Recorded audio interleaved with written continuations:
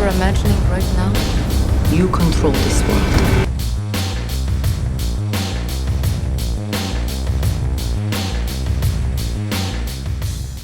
So, I just got back from an early screening of Sucker Punch, which is directed by Zack Snyder. He's the director that brought us 300 and The Watchmen, and both of those were pretty well received. But he also did a couple of more mediocre films, like the remake of Dawn of the Dead from 2004, which, I mean, it did okay, but it wasn't one of those films that anybody's going to really talk about. Years from now, they're still going to talk about the Romero version, more or less.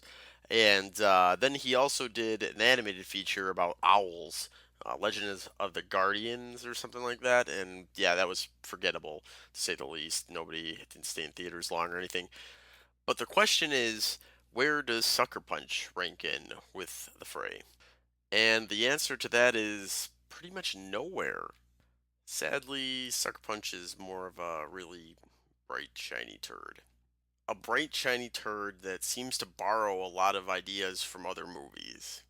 The film centers around Baby Doll, who's played by Emily Browning. You might remember her from the film Uninvited, which was also a piece of shit. She plays an abused girl who's been abused by her stepfather, and he sends her away to a mental institution because she witnesses a murder that he committed. So, in an effort to cover it up, he sends her away. Naturally, the asylum's corrupt and kind of seedy, and it's ran by a dysfunctional orderly played by Oscar Isaac. In an effort to line his own pockets and help the stepfather cover things up, he decides that a lobotomy is in order. This sends her into some sort of psychotic break, which in that point we end up in her dream world where she's trying to escape from the asylum, uh, but now the asylum's a whorehouse. And every time that she's asked to dance, she ends up going into some sort of battlefield reality, alter reality. I don't even know. It's kind of like a weird, fucked up wannabe version of Inception, like a dream within a dream. I really don't understand. Now, this concept that I'm explaining might actually sound kind of appealing and cool to you guys because that's what it is. The concept is actually really cool, but the execution is what fails. Where it fails is that it doesn't do anything to engage us with the characters at all or make me feel anything really for the characters. They're all just kind of cardboard cutouts. And as I'm sure many of you guys can tell from the trailer, it's a highly visual movie. I mean, there's no getting around that. They went all balls to the wall with the visual effects in this, and you can't really expect anything less. It's from Zack Snyder, but it almost feels like that they are kind of self-aware of it in this movie, whereas in The Watchmen and 300, you know, it kind of played in with the story. It feels like here that they know the story's lacking, so they're going out of the way to slow things down like an inordinate amount of times with this, slow bullet time stuff and the matrixy kind of like bending over backwards and goofy kicks and things like that. It seems like they're trying to linger on that stuff a little too long because they know that there's just not a lot of substance in this movie, so they're trying to fill in the gaps. I would even say that the actors probably know this because the performances were a little bit on the stiff side. Already dead. Pretty much everybody that was involved, including that Carla Gugino, or however you pronounce that name. Her Eastern European accent was, well. It's your own paradise. So, I mean, basically, was I disappointed by Sucker Punch?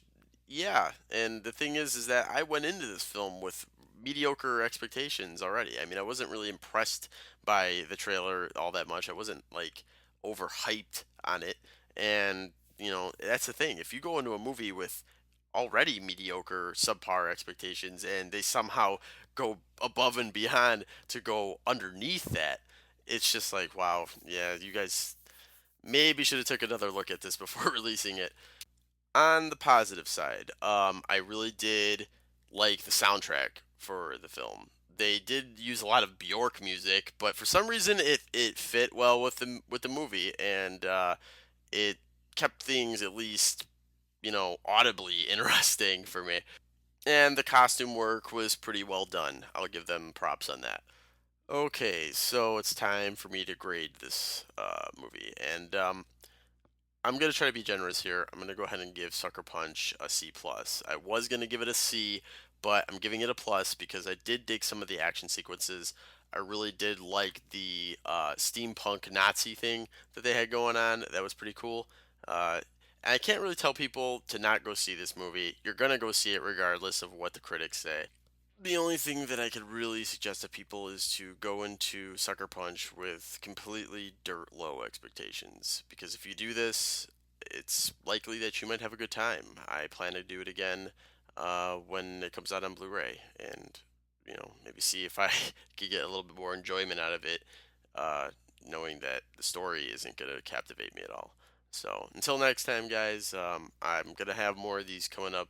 I'm trying to tweak out the bugs a little bit with the video review stuff. And, for now, that's it. Have a good one.